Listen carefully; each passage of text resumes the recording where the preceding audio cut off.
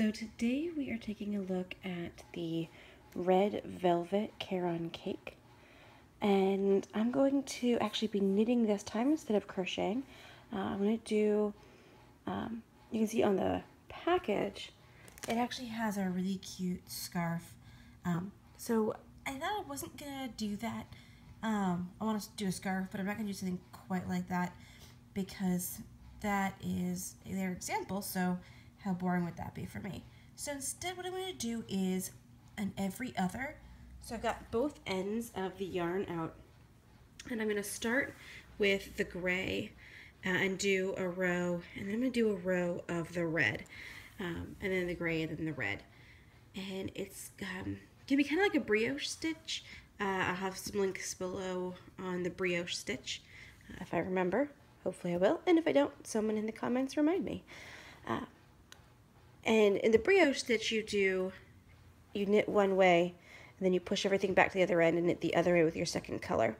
So I'm going to do something very similar with this by starting with the gray, and then I'm going to push everything back to the other end of my double ends, and then I'm going to use the red and then flip and go back with the gray, and then push it back and go back with the red.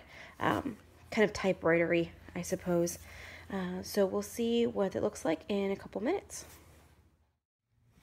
Alright, so I got started.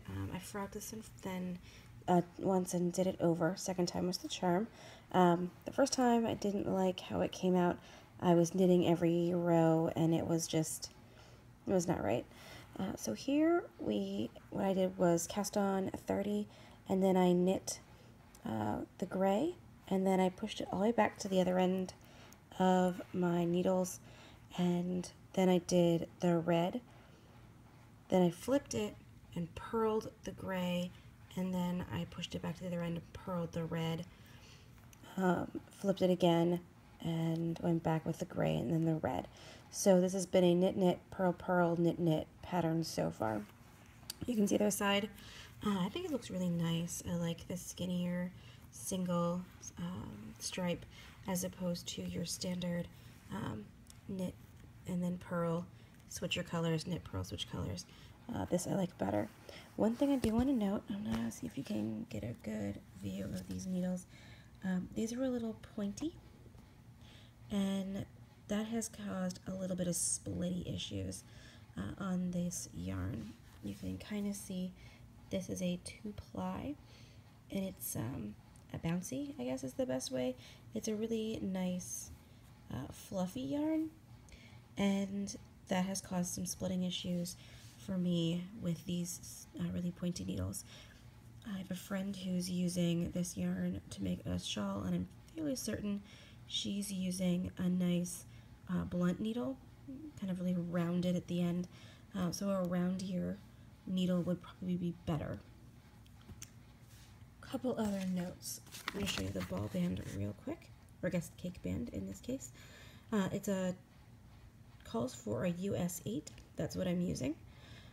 It's a hand wash, lay flat to dry. I have not yet washed my crocheted blanket, so we're going to see how that comes out later this week when I wash that. It's an acrylic wool blend, so there's a decent possibility for some felting, or at least some sort of shrinkage to happen.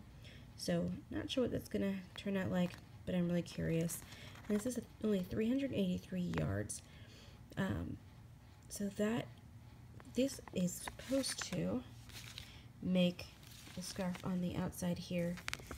They say that scarf should measure about 70 inches at 30 stitches on a US 8 with a 1732 gauge. You can see that right there.